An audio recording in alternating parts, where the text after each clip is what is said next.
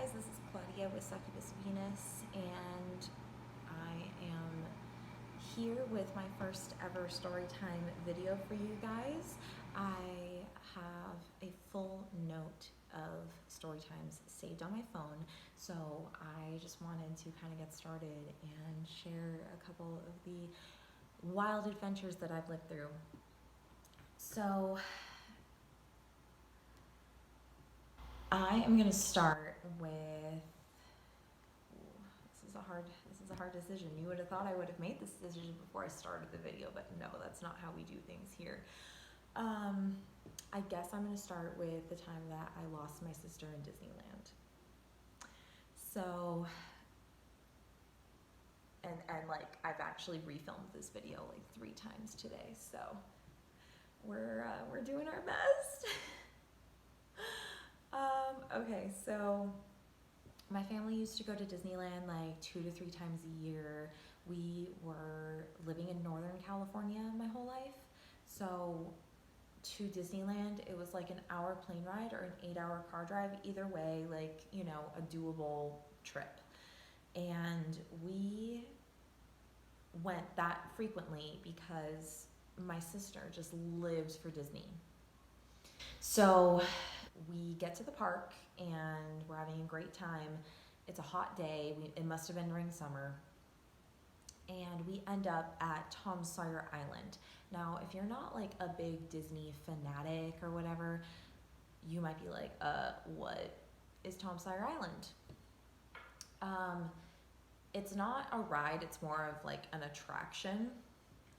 And you take these rafts over the Disneyland River to this island where they have basically like outdoor playgrounds and obstacle courses and like little like things to do. And one of those things to do is like mine tunnels. But they're not real mine tunnels made of real rock. They're like, oh my god, cat, stop. Of course I'm filming and he's like, must make noise. So we're in these tunnels and they're like hot and sticky, and my parents, like, I think they tried to go in, but both of them just like, it was a big no for both of them. They're both big and, oh my god, be quiet. They're both big and tall people. My dad's like over 6 foot. My mom's 5'10". They're both like big and tall. So yeah, being in those tiny tunnels, hot and sweaty with all those nasty kids, no, they're not about it. So they're like, Claudia, you're, you know, old enough. Granted, I was 6, okay? Like, I don't know. I don't know about this. My cat is seriously spazzing. I'm so sorry. Anyway. So me and my sister go by ourselves into this tunnel. Now, some background, both my siblings have autism, and my sister at this point in life was pretty much nonverbal, and she really liked to just disappear. Like, she liked to just go do her own thing and tell no one where she was going, and like, that was just a normal thing for us. So in hindsight, them even sending her with me, like by myself, was like, yikes.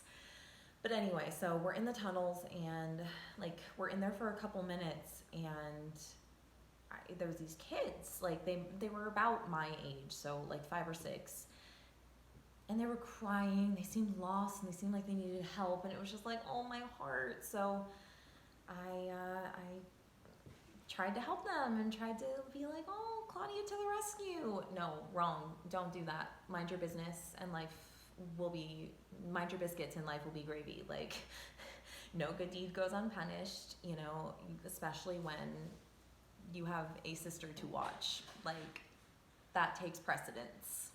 Don't, those kids will figure it out. Like, but I was 5 or 6 and didn't take this into account. So by the time that I helped these other children, like, I don't even know what their issue was, but they were like sobbing, screaming, crying in these tunnels. So by the time that was all handled, I turn around and my sister's gone. I panic. I run back to my parents outside of the tunnels, ask them, okay, like, is Dana with you? What's going on? They look at each other like, what the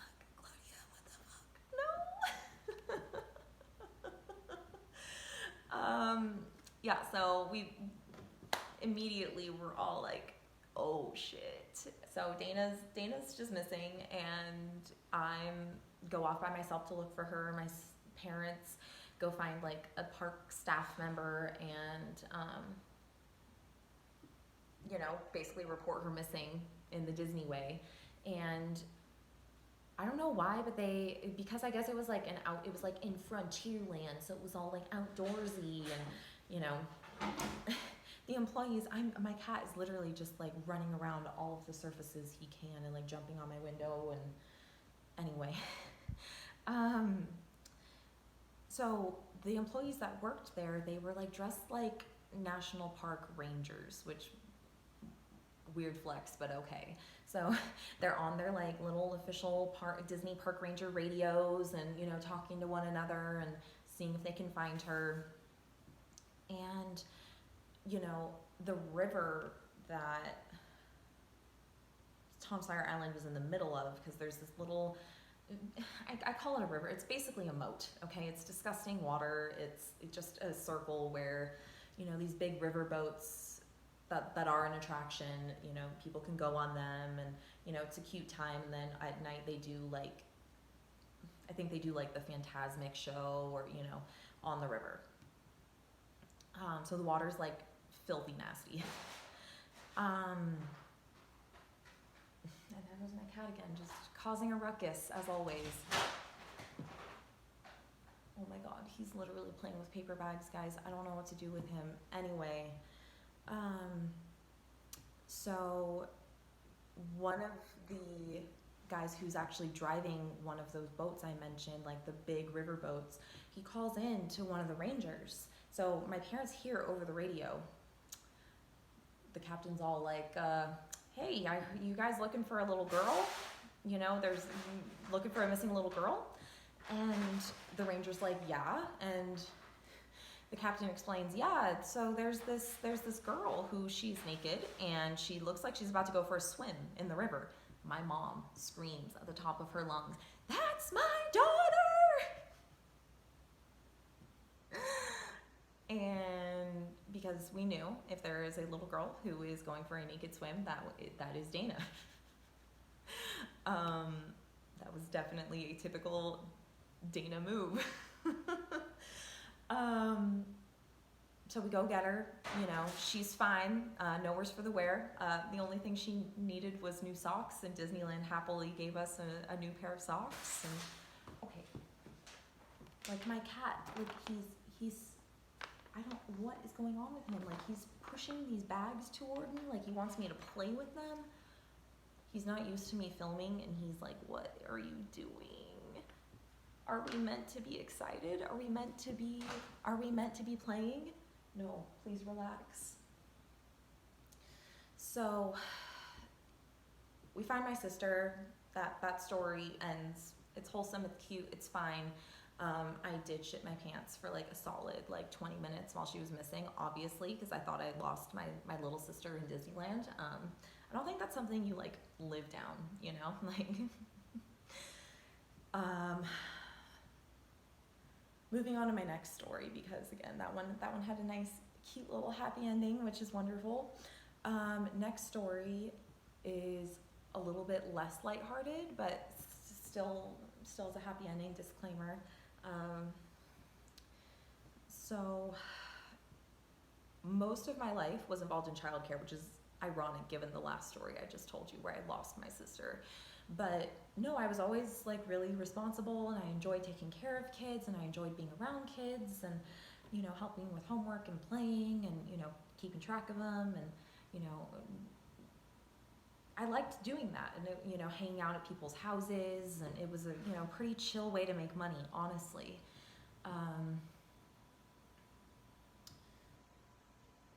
You know, and I did that for like 10 years. I did different childcare jobs. So at one point in my life, I was between jobs, and I was thinking, you know what? I have so much experience with nannying and babysitting and, you know, childcare, that's what I should be looking for. And this was right around when care.com was really big. I don't watch much cable TV anymore, but they were doing a lot of cable TV commercials. So, that bug was kind of in my ear. And so I downloaded the app. I was already active on other apps. Like I was looking for jobs on Indeed, and, plus, I had dating apps. And so, I had gotten to a point where I'm like, okay, this is a good way to, find jobs and people, and this is fine and normal, and it should be fine. How many times can I say fine right now? It wasn't fine. Let me just, spoiler, it wasn't fine. So sure enough, I thought I found my perfect match of a job. It was, close to where I was living with my parents.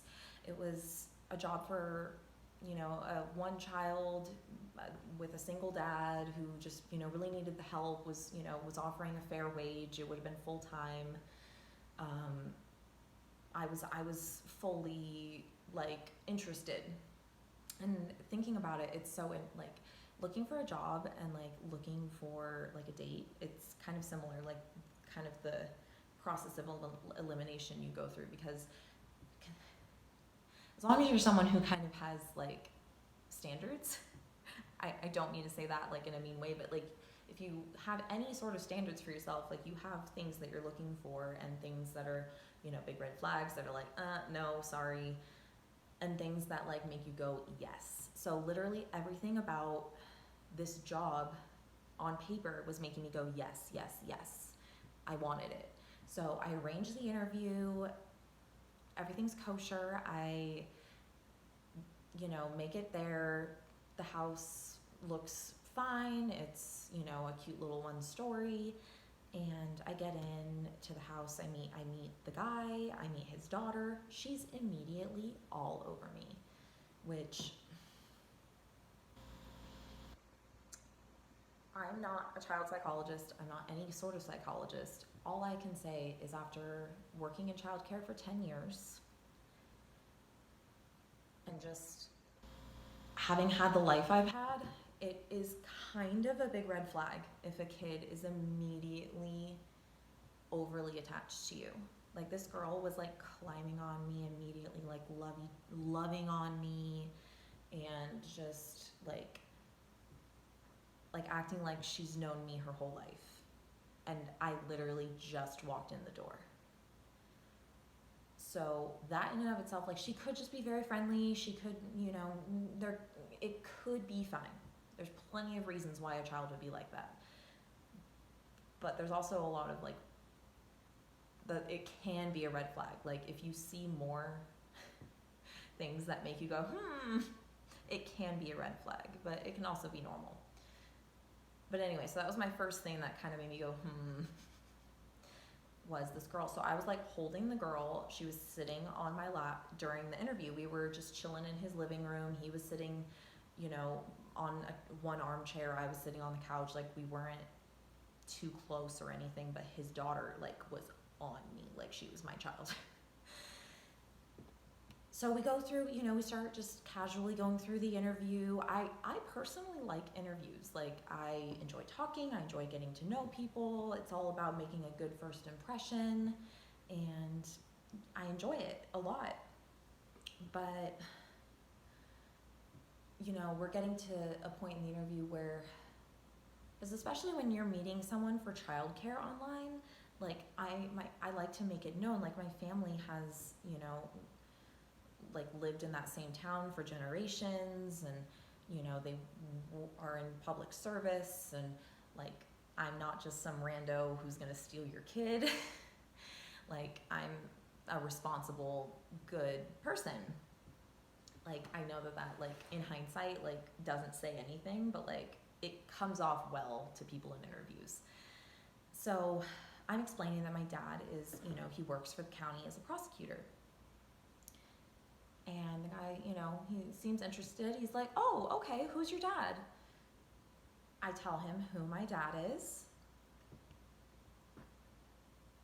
His whole energy changed. His whole vibe, the room went like you could have cut the tension with a knife. It was that quick too. Like as soon as I said it, I felt the change. And he looks me dead in the eyes and tells me, "Oh, yeah, your dad ruined my life." Just like that. I probably turned white as a sheet. Like I froze. And mind you, his little daughter child is still sitting on me and playing with my hair and, just like la-di-da. Like she doesn't understand the dynamic, like how it just changed, like how the room just changed. Not to say that I feel like most children wouldn't get that. Like that's kind of a nuanced thing that you have to learn with like social skills as you get older. But it made the vibe extra creepy because she was still just so like playing with me like I was a doll, and he was just like looking at me like he wanted to kill me. Okay, so I'm in a horror movie right now. I need to get out of this house. Like that's where my brain was as I'm sitting there like, So as I'm sitting there like paralyzed, like trying to like find a good way to make my exit stage left, he starts going into his monologue, and I kid you not, it was just like, those like stereotypical villains that have their moment in the movie or whatever, where they're like, they have a captive audience literally, and they just go into their little fucking tale of woe and, oh, poor me, oh, I did something wrong and someone made sure that I had consequences. Oh, it's their fault. Oh, my life would be perfect if they just let me get away with it. It's like, you literally sound like one of the bad guys in Scooby-Doo. Like, would have gotten away with it if it wasn't for you, and blah, blah, blah. Like, God, what are you... So, like, I'm not about that. Like, I'm like, sir, my dad's good at his job. I don't have the details, and I'm sure the side of the story you're telling me is very biased. But he's good at his job, and I'm sure he had a reason to do what he did, is where I was at. But I'm not going to say that to the man who very well, like, he could have killed me if he wanted to. So I'm just sitting there like, like listening attentively, like I'm on his side, and, understanding, and like, yeah, I'm sure you have a good reason to hate him,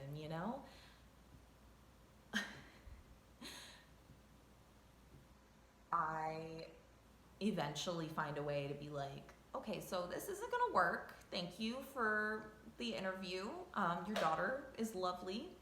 Your home is lovely. My cat just ran into the window. Guys, I can't with him. He's in a mood. Anyway, so I literally I'm just like, so I'm not taking this job, thank you, but goodbye. And I leave. The girl still hot on my tail, and I'm like, you stay. And I go home, and later that night I see my dad at dinner. And I tell him, hey, Dad, funny thing happened at my interview today, because of course he was anxiously awaiting to hear oh, did you get the job? And I'm like, yeah, funny thing about that job. And I tell him what happened, and he just looks at me like this. And he's like, I think you should probably tell me the names of the people you're interviewing with from now on. And yeah, so those are some of the risks you run when you live in a small town. Just FYI, just casual, hey, maybe I'm gonna get murdered today vibes. Oh man.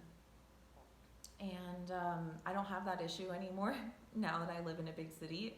The times that I do feel at risk are usually from random people. When I'm out and about, it's never I have a serious vendetta against your family personally kind of shit, That's such such small town soap opera vibes that I'm so glad to have put behind me. But that was a real that was a reality for me. That was I just thought I was gonna go find a nice little babysitting job. Nope.